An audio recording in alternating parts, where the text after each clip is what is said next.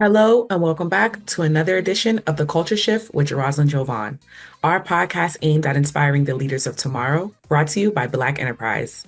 Here, we like to review the success stories of today's tastemakers to encourage those who dare to dream big. Today, we're celebrating the milestone 20th anniversary of Teedra Moses' debut album, Complex Simplicity. Following her viral appearance on Tiny Desk, which sparked physical comparisons to Felicia Rashad, this soulful songstress was inspired to reimagine her timeless classic in a new way to reconnect with new and returning audiences. Today, we'll learn how she's maintained success in music after 20 years as an independent artist who also owns her publishing, and the financial lessons she's learned along the way. So join me in welcoming the one and only Teedra Moses. How are you? I'm feeling very blessed and grateful. Beautiful. I feel the same way. So I connect on that You level. look like it. Oh, thank you. You know what? You look like it, honey. The way God has just been doing his godly thing. Amen. No Amen. complaints. So we are in the 20th year.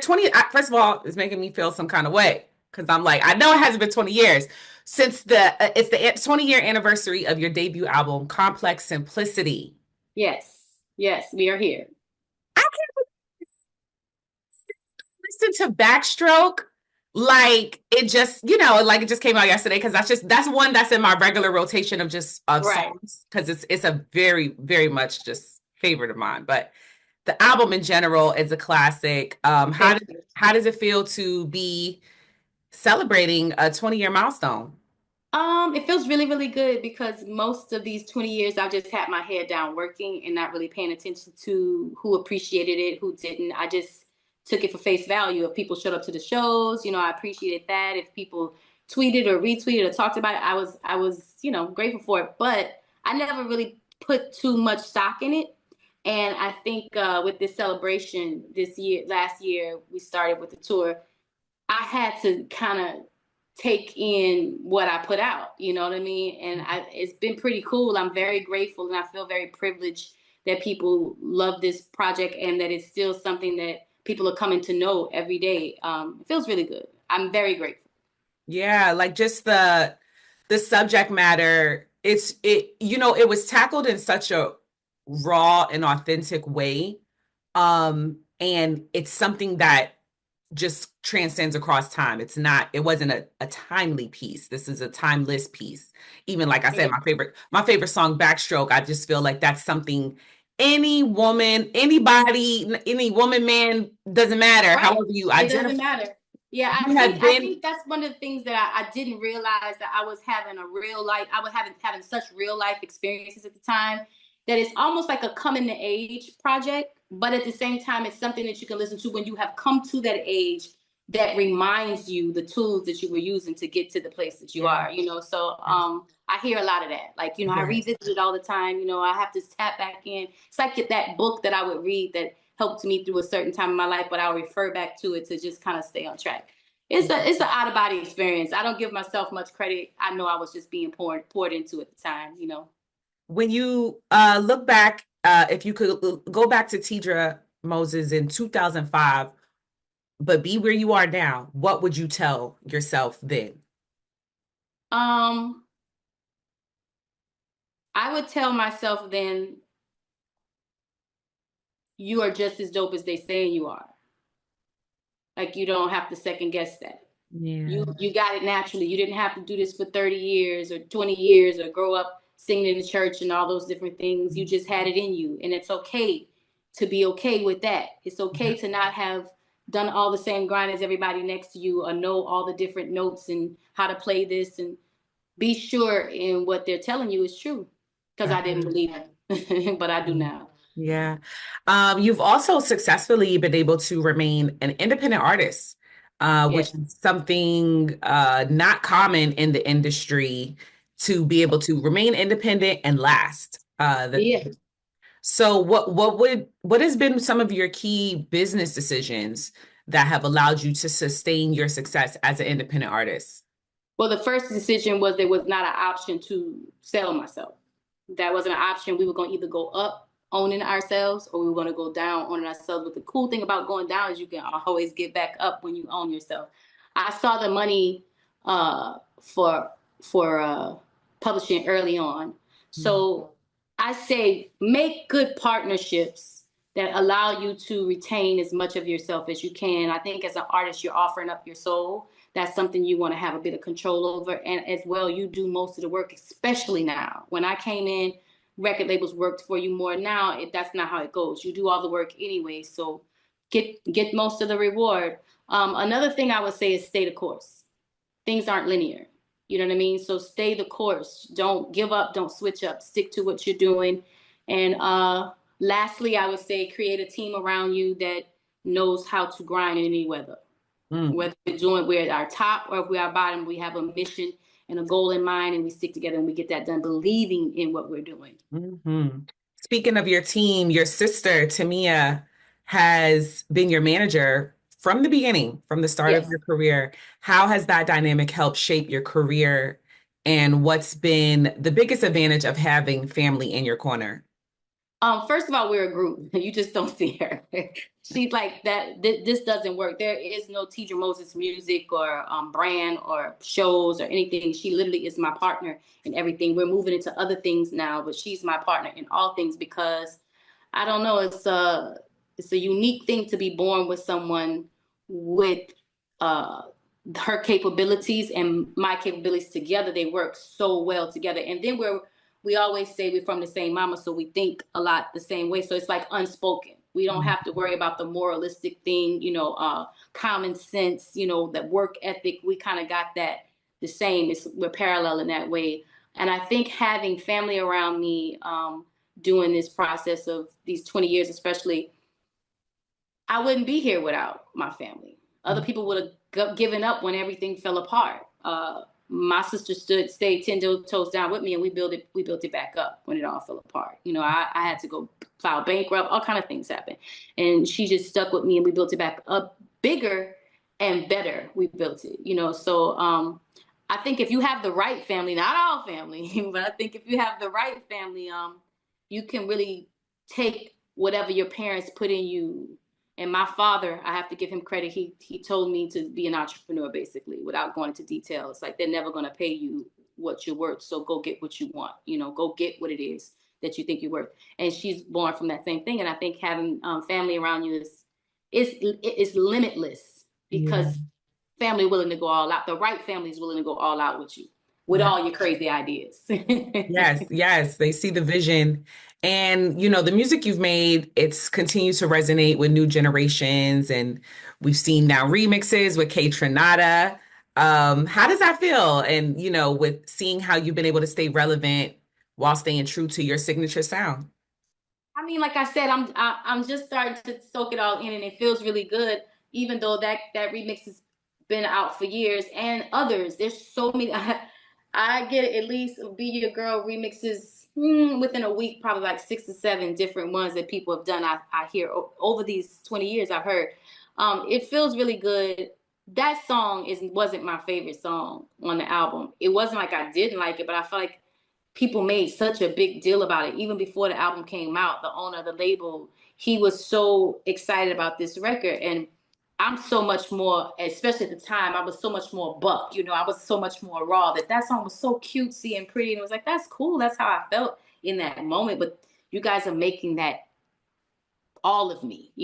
But then when I see it's an 8 to 80 record, it's like anyone can feel that way. I still get those kind of feelings now, and I'm a grown ass woman.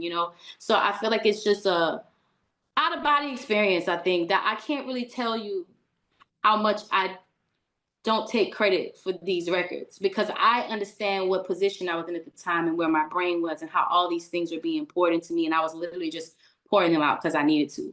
So it feels good, but at the same time, I'm like, thank you, God, because Yes. that really wasn't me. And last year you went viral with the Tiny Desk. It was all over Twitter. Um, Everyone was talking about it, as well as it relates to just I saw something where you said you didn't see that you looked like Felicia Rashad. I don't. And I think people get upset when I say that, like, I don't think it's a compliment. It's a huge, let me clear this up. It is a huge compliment to the point that I don't feel like I'm as beautiful as this woman. You know what I mean? I really don't. No disrespect to me, baby. I'm a bad one. You understand? I understand that clearly. It's just she's so beautiful. I just don't see it now. When I was younger, people used to say my mother looked like her, and I look just like my mom. So Wow. I guess maybe that's how, I don't know, but I genuinely don't see it. I could see how maybe we could be in the same family, maybe, but people said like I look identical to her, and I just don't see it. My son even said, "No, mom, I can see it." I can't lie and say I see what I don't see. It's a compliment to the Yeah. point that it blows my head that people see me that way. I'm like, oh my God, that's amazing. Because she's one of the most beautiful women I've ever seen in my life. Yeah. So She it's a huge compliment. yeah. I think people think when I say I don't see it, I think they think I'm being disrespectful. No, I'm Yeah. actually giving more honor, like, nah, I Yes. don't see it. Now people say I look like Lisa Ray. I can see that.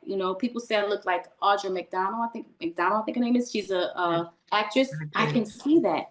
I don't see her. Maybe because I see her in a light that I just don't see myself. Wow, that's interesting. I mean, I understand. Thank you for breaking that down because it does make sense when you explain why you said you don't see it, but the Everybody else does. So I mean, I agree. especially I'm when gonna you let just y'all have made it. I'm not saying y'all wrong. I'm just yeah, saying I just don't see you it. made the correlation saying everyone said your mom looked like her. I mean, Yeah, yeah. People so used to always say your mom looks like Claire Huxtable because at the time we were all young when yeah. that show. Yeah. But yeah, so the Tiny Desk, it was you singing live, something you've always excelled at, and it's been a key part of your success, especially as an independent artist. How have you approached touring and monetizing your live shows in a way that works for you and your brand? Um, Touring came with the territory in the beginning. So it was kind of more just like we have to get out. There was a lot of just trying to get in front of this artist. Like there's a lot of investment where I wasn't really getting the money like I wanted to because it was a lot of investment to do the best show. You have to pay all these players. R&B music is not cheap. It's not like you just get a DJ and go out there. It's like you have a whole crew you have to bring out.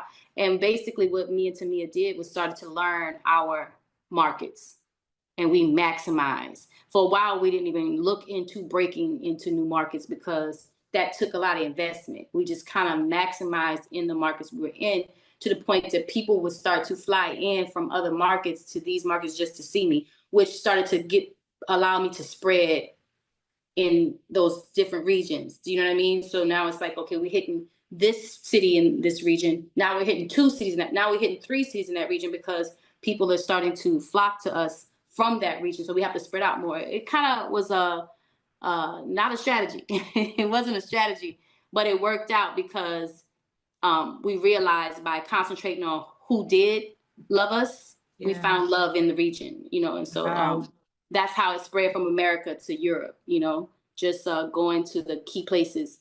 And at this point, we've done really well with being consistent in our presentation and how our shows are a particular experience. It's like you come into my living room. It's not I don't have a lot of choreographed. I rehearse, but nobody know how I'm gonna feel that day. We just kind of like have the conversations that are in my feelings of the moment. Mhm. It's a structure, but at the same time, you're coming into my living room. It's according to how I feel that day, what we're gonna discuss and how we're gonna move, and what the vibe is gonna be like. But it's gonna always be a good time. It's gonna always be uh, very good. And my main thing is for people to leave there feeling better than they came. And Mhm. I tell people at the end of every one of my shows is if you leave here with nothing else, I hope you know that you love yourself because no one else is going to do it better. Because in these 20 years, that's what I figured out, and so that's what I try to give. And it's done well. Yeah. Keep staying on the road has done pretty good for me. Out of me just doing what I could do. Mhm. Wasn't a strategy. What have been some of the biggest lessons that you've learned as an independent artist about ownership, financial literacy, and even building a lasting business in music? Um, I always heard coming up, don't use your own money, right? That's what I always heard. So I always felt like I was doing it wrong because I Mhm. was using my own money. My credit wasn't always great. We've gotten ourselves in a great position now to get loans and stuff like that. But before I didn't have those things. And I think sometimes that's very intimidating when you say that to people that are very successful say, don't use your own money. Well, all of us I had medical bills for my kids because I was a young mom. You know, I had all these things going on with my credit, so I had to invest in myself. And so that's the message that I think has stuck with me. Is like, if this person won't do it, this person won't do it. You can get the capital yourself. You know how to hustle. Get the money up. You start it out, and then you can get people coming in. But when you believe in something, you can't wait for someone else to extend what they have to you. You just have to take what you have and make something from that. Uh, I forget what was the other thing you asked me. You said what lesson? Financial literacy. Financial literacy. Yes. There is such thing as a budget. There is such thing as a budget. Yeah. And so if you're spending this much money, you should be making this much money because there is such thing as a profit. And I had to learn that because this is my passion.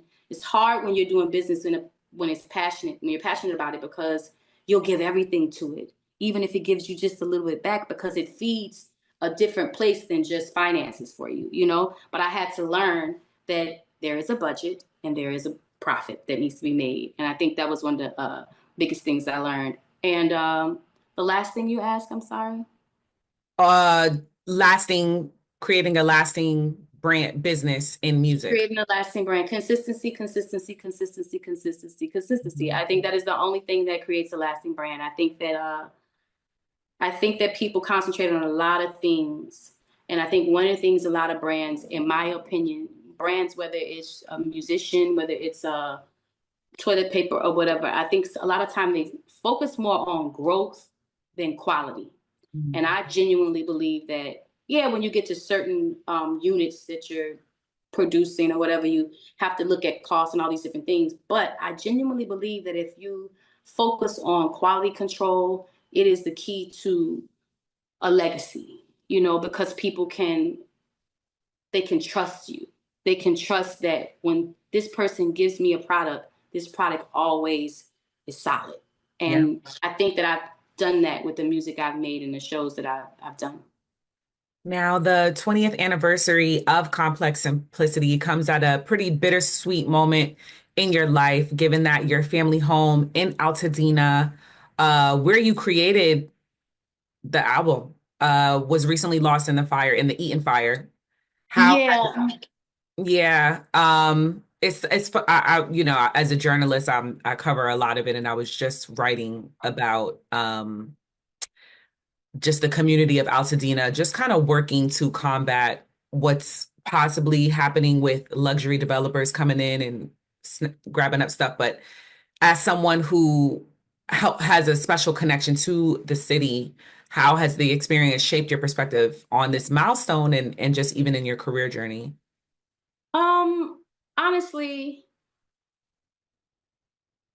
it hasn't affected my celebration in the milestone, with the exception of I lost a lot of merch and hard drives. But I got a weird way of looking at loss. I feel like God doesn't take anything from you that He won't give back to you 200-fold. So my sister's home was the one that was burned down, and our office was built out into, and our studio was built out into her garage.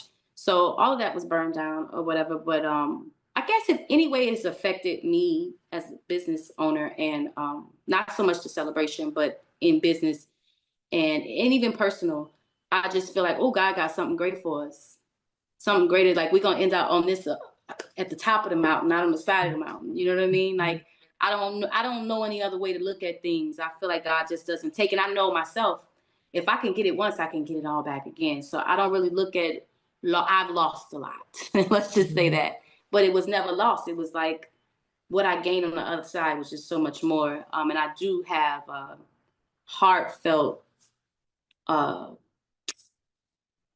empathy for everyone that lost Yes. everything, or even just like one of my sisters, her house is still standing, but all her neighbors' homes are gone. Everything is gone all around her, this neighborhood where we raised our kids and everything. So I have so much empathy, but in our case, me and my sister, we don't know any other way but to look forward to what greatness is coming, because That's right. we all know what comes from ashes. You know what I mean? Right. That's Right. right. That's how God works too. That's how God Yeah. works. In addition to music, you've also explored the cannabis space. Oh, yes. Very profitable industry. Yeah. What drew you to the industry and how does it align with your overall brand and lifestyle? Well, I've been smoking since before I made any music that y'all ever heard. It really, to The be legacy honest right with there. listen, honey, listen, let me tell you something. You see who's on my shirt? Snoop Yes, Dogg.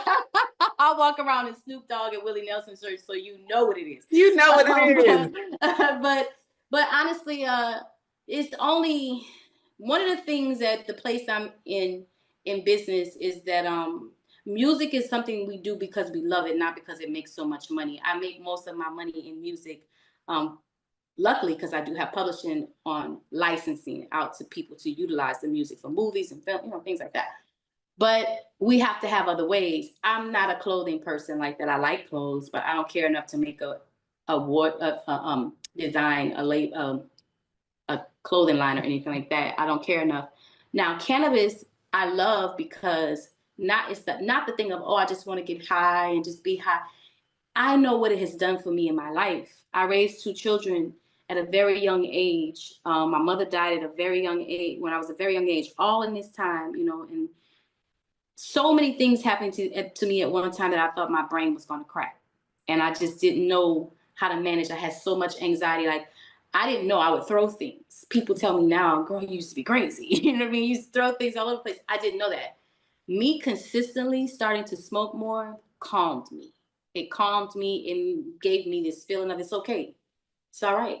Sit down, chill out, figure it out. It's okay. It's not that big of a deal. And I needed that. I can't speak for other people. Maybe other people, my brain doesn't feel like it's going to crack. I had a high level of anxiety, and I later learned that in my family we have that. So my approach to cannabis is a little bit different. I have my son's grandmother who has cancer. We give her tea bags that my sister makes, so she can calm. She may not be able to smoke it, but she can calm herself in this time where her anxiety may be high. This is a medicine. And when people say, "Oh, you do drugs, you smoke weed," no, no, no, no, no, no, no. Oh, sorry, I don't do drugs. I smoke herbs. I'm an herbalist. Okay, I'm not even a pothead. I'm an herbalist. And I feel like there's a Yeah. way that people can utilize the plant to be helpful to them. And so that's the approach that we're taking. We are partnering up with a really, really great company, and we're taking the approach of just healing. Healing. You can utilize cannabis in so many ways for creams and your sprinkle in your food for, it's just so many ways you can utilize it in a way that's very positive. I think there's a negative connotation on it. And I think I've been successful as a cannabis consumer. I've been a successful mom and businesswoman, and I would love to continue to spread that image of cannabis Yes. consumer.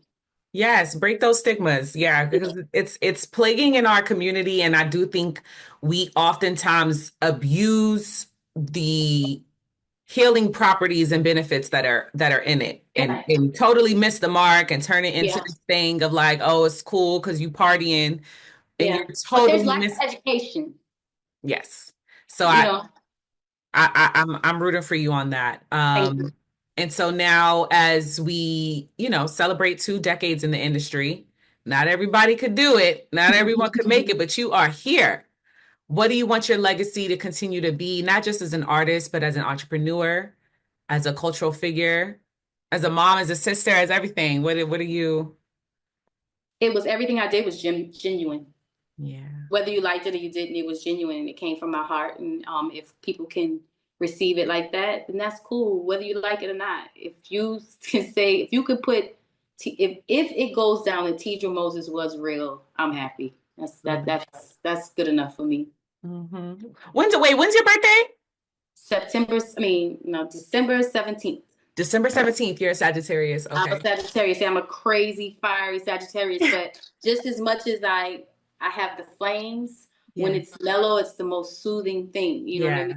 So I'm just passionate. That's Yeah, all it is. I feel that passion.